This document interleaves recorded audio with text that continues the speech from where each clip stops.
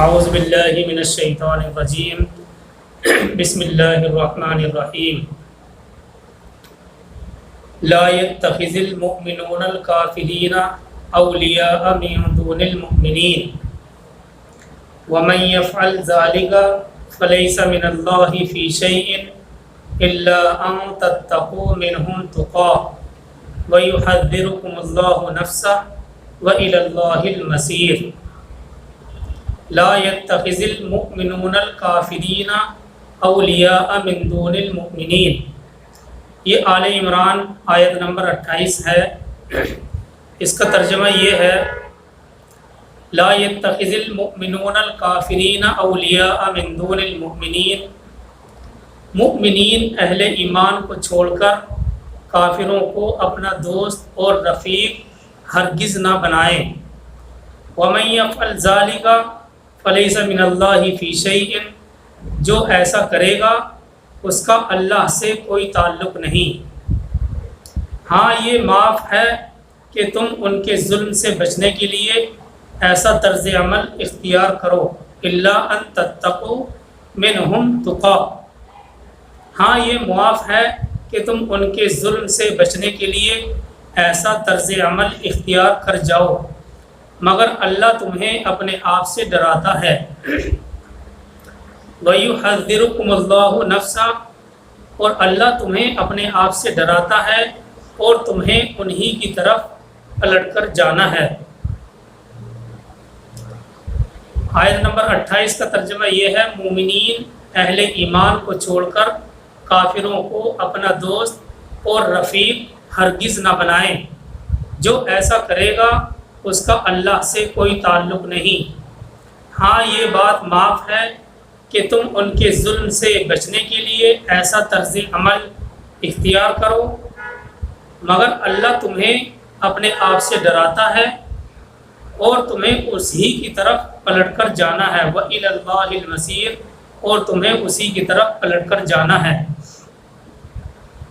مطلب اس آیت کریمہ کا یہ ہے کہ اگر کوئی مومن کسی اسلام کے دشمن گروہ کے چنگل میں پھنس گیا ہو اور اسے ان کے ظلم و ستم کا خوف ہو تو اس کو اجازت ہے کہ اپنے ایمان کو چھپائے رکھے اور کفار کے ساتھ بظاہر اس طرح رہے کہ گویا کہ انہی میں کا ایک آدمی ہے، یا اگر اس کا مسلمان ہونا ظاہر ہو گیا ہو تو اپنی جان بچانے کے لیے وہ کفار کے ساتھ دوستی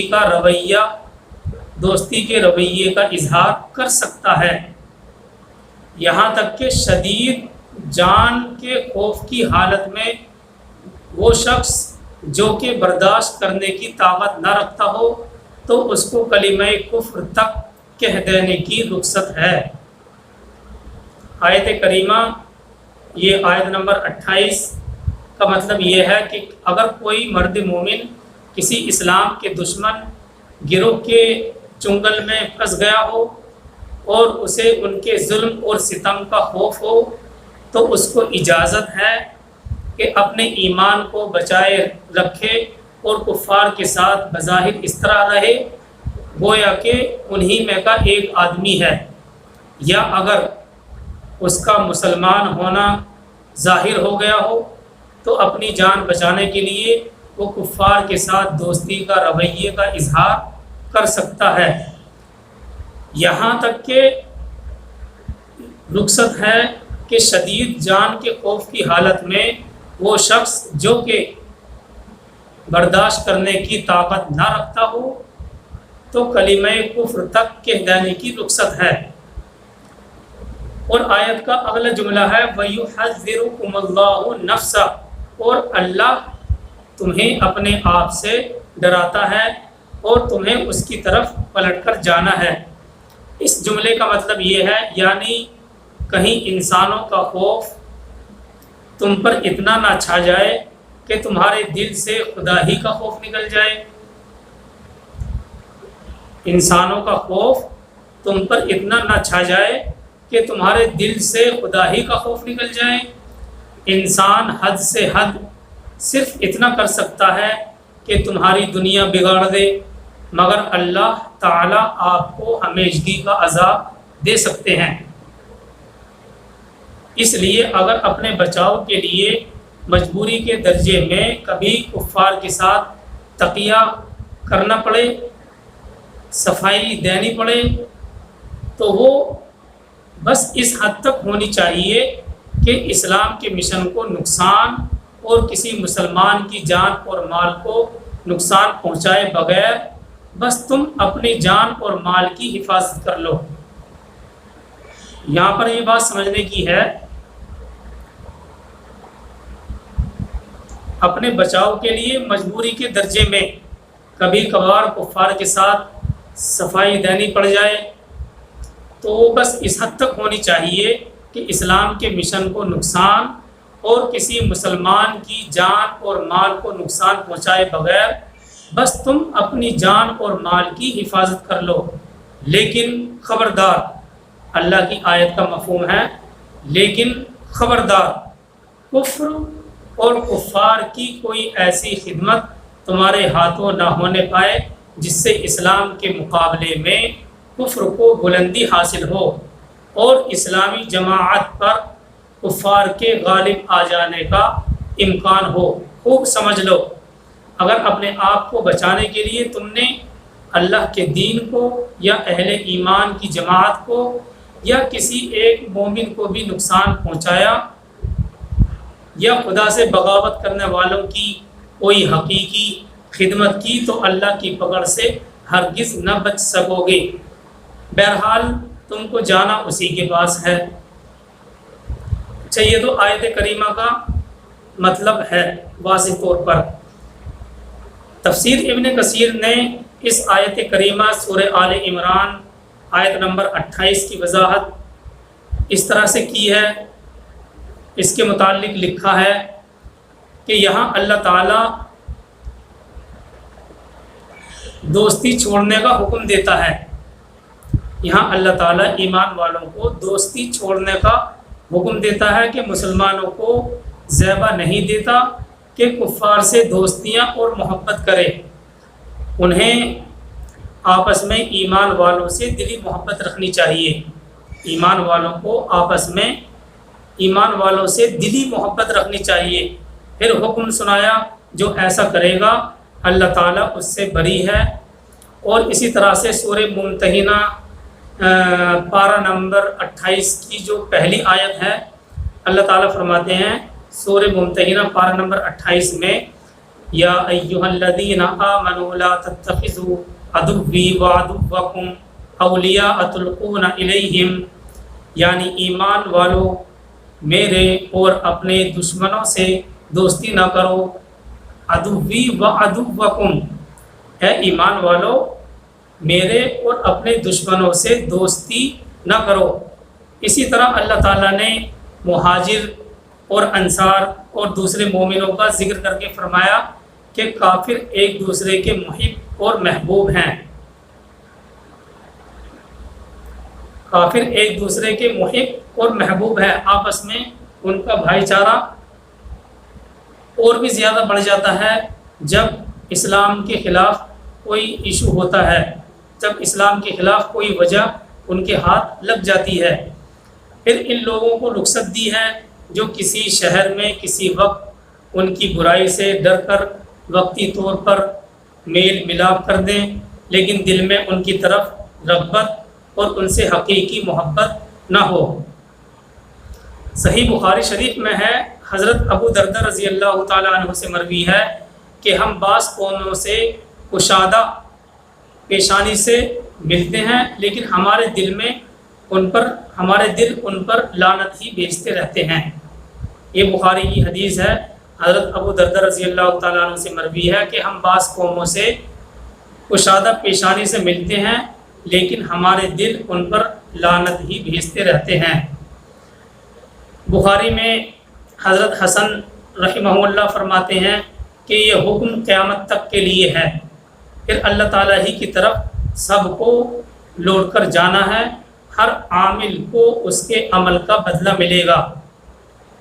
حضرت معاذ رضی اللہ تعالیٰ عنہ کو یمن کا گورنر بنا کے بھیجا تھا اللہ کے نبی صلی اللہ علیہ وسلم نے، تو حضرت معاذ رضی اللہ تعالیٰ عنہ نے کھڑے ہو کر فرمایا تھا، اے لوگو، میں خدا کے رسول کا قاصد ہو کر تمہاری طرف آیا ہوں، جان لو کہ اللہ ہی کی طرف پھر سب کو جانا ہے۔ یہ اگلے والا جو لاسٹ والا جملہ ہے نا آیت نمبر 28 کا، وَإِلَى اللَّهِ الْمَصِيرُ، اس کا مطلب اور وضاحت ہے۔ حضرت معاذ رضی اللہ تعالیٰ عنہ نے کھڑے ہو کر فرمایا تھا کہ اے لوگو، میں خدا کے رسول کا قاصد ہو کر تمہاری طرف آیا ہوں، جان لو کہ اللہ ہی کی طرف پھر سب کو جانا ہے، پھر یا تو جنت ٹھکانہ ہوگا یا پھر جہنم۔ اچھا، ابھی یہ بات واضح نہیں ہوئی، یہ جو آیت کریمہ کے اندر فرمایا گیا ہے لا يتخذ المؤمنون الکافرین اولیاء من دون المؤمنین، مومنین اہل ایمان کو چھوڑ کر کافروں کو اپنا دوست اور رفیق ہرگز نہ بنائیں، جو ایسا کرے گا اس کا اللہ سے کوئی تعلق نہیں۔ ہاں، یہ معاف ہے کہ تم ان کے ظلم سے بچنے کے لیے ایسا طرز عمل اختیار کر جاؤ، مگر اللہ تمہیں اپنے آپ سے ڈراتا ہے اور تمہیں انہی کی طرف پلٹ کر جانا ہے۔ یہاں تک ابھی بات واضح نہیں ہوئی۔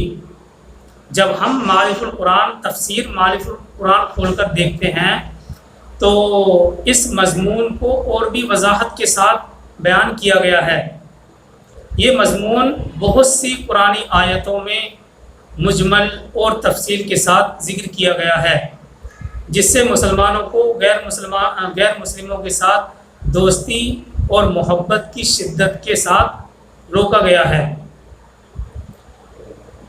اب دیکھیے، یہ وضاحت ایسی ہے، ان وضاحتوں کو دیکھ کر حقیقت سے ناواقف غیر مسلموں کو یہ شبہ ہو جاتا ہے کہ مسلمانوں کے مذہب میں غیر مسلموں سے کسی قسم کا تعلق بلکہ حسن اخلاق کی بھی گنجائش نہیں ہے۔ بھائیو، ایسا نہیں ہے۔ ان وضاحتوں کو دیکھ کر اور سرسری نگاہ دوڑا کر ان آیتوں پر حقیقت سے ناواقف غیر ایمان والوں کو بھی یہ شبہ ہو جاتا ہے کہ مسلمانوں کے مذہب میں غیر مسلموں کے ساتھ کسی قسم کا تعلق بلکہ اچھے اخلاق کی بھی گنجائش نہیں۔ ایسا ہرگز نہیں ہے۔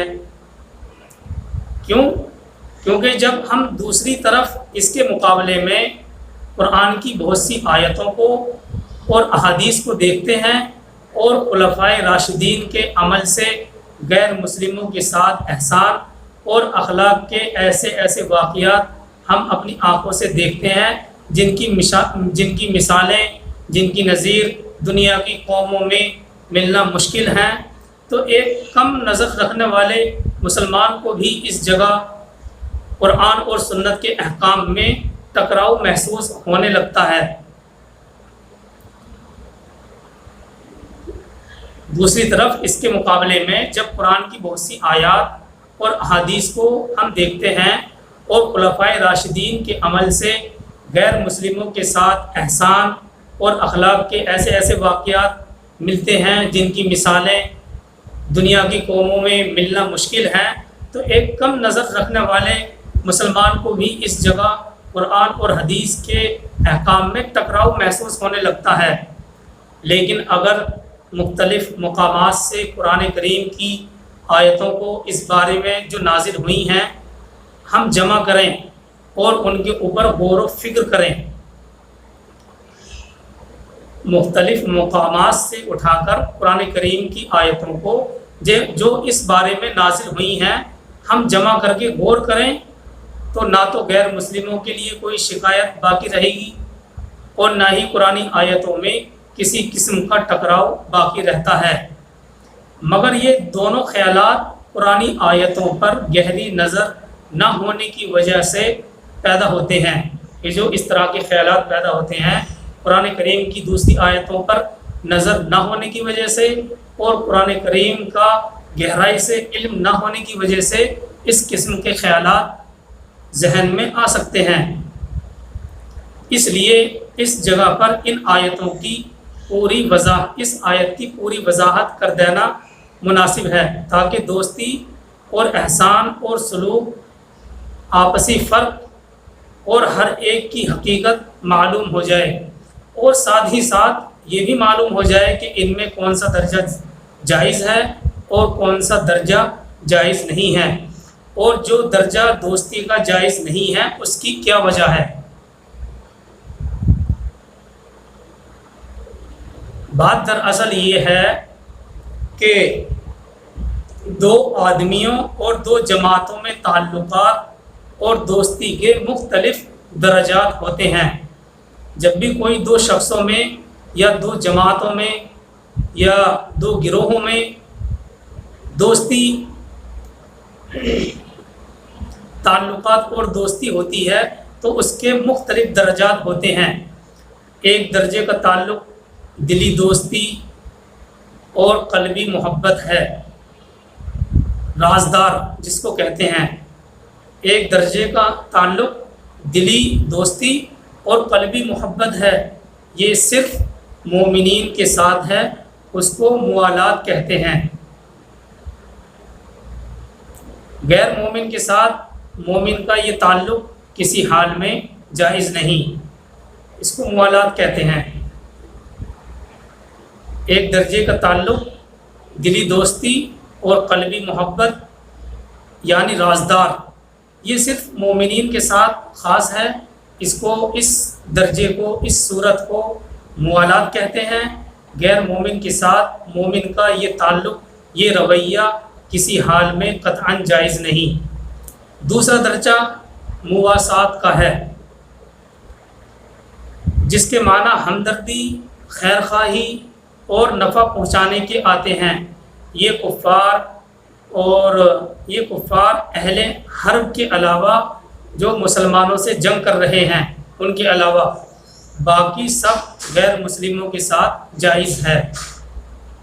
دوسرا درجہ مواسات کا ہے، جس کے معنی ہمدردی، خیر خواہی، نفع اور فائدہ پہنچانے کے آتے ہیں۔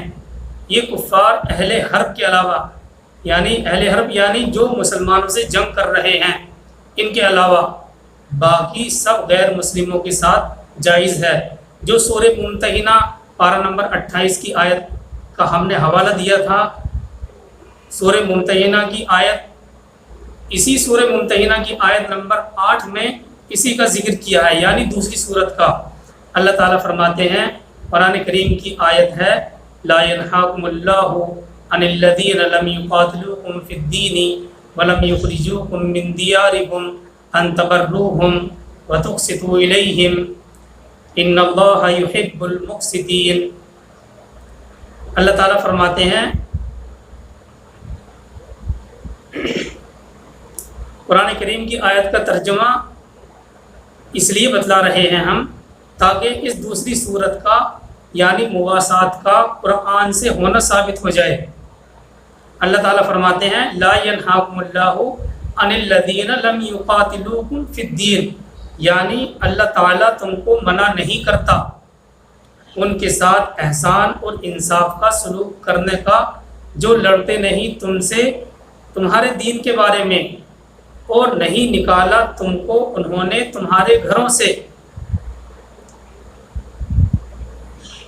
تو اس صورت کا یعنی مواسات کا ثابت ہونا قرآن کریم سورہ ممتحنہ آیت نمبر 8 سے ثابت ہے۔ اللہ تعالیٰ فرماتے ہیں، اللہ تعالیٰ تم کو منع نہیں کرتا ان کے ساتھ احسان اور انصاف کا سلوک کرنے کا جو لڑتے نہیں تم سے تمہارے دین کے بارے میں، اور نہیں نکالا انہوں نے تم کو تمہارے گھروں سے۔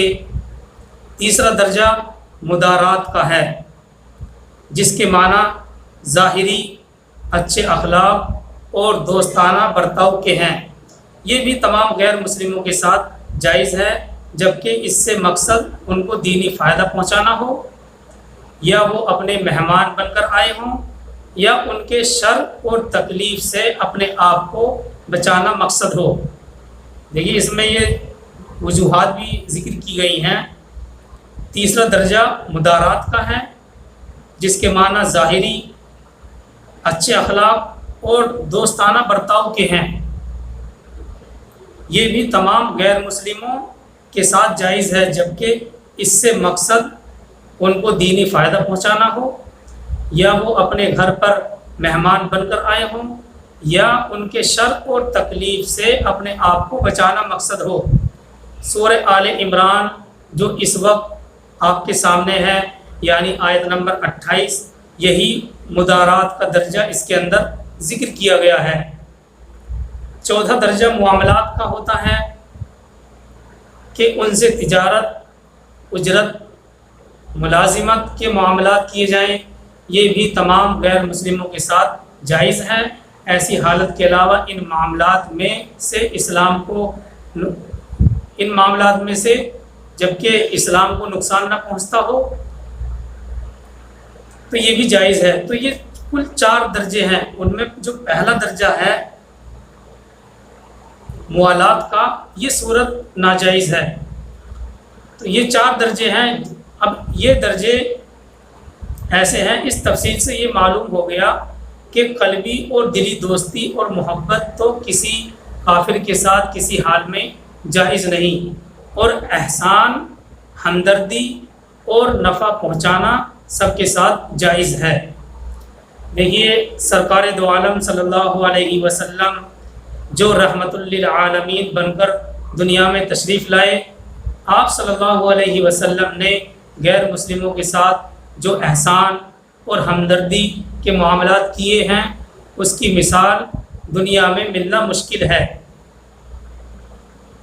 ایک بار مکہ المکرمہ میں قحط پڑ گیا، تو جن دشمنوں نے آپ صلی اللہ علیہ وسلم کو مکے سے نکالا تھا، جن دشمنوں نے آپ صلی اللہ علیہ وسلم کی راہ میں کانٹے بچھائے تھے، اور وہ دشمن جو سرکار دو عالم صلی اللہ علیہ وسلم کو قتل کرنے کے لیے آمادہ ہو گئے تھے، اور بالآخر سرکار دو عالم صلی اللہ علیہ وسلم کو اپنا وطن اصلی مکہ المکرمہ چھوڑنے پر وہ مجبور ہو گئے تھے، سرکار دو عالم صلی اللہ علیہ وسلم نے خود ان کی مدد فرمائی۔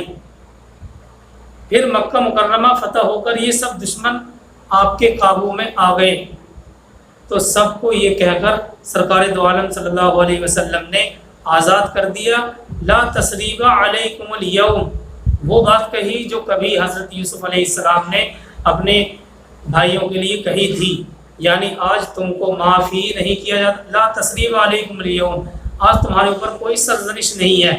اور اللہ کے نبی صلی اللہ علیہ وسلم نے تو ساتھ ہی ساتھ یہ بھی کہہ دیا تھا، یعنی آج تم کو معافی نہیں کیا جاتا، بلکہ تمہارے پچھلے مظالم، تمہارے پچھلی ظلم اور زیادتی اور تکلیف پر کوئی ملامت بھی نہیں ہے۔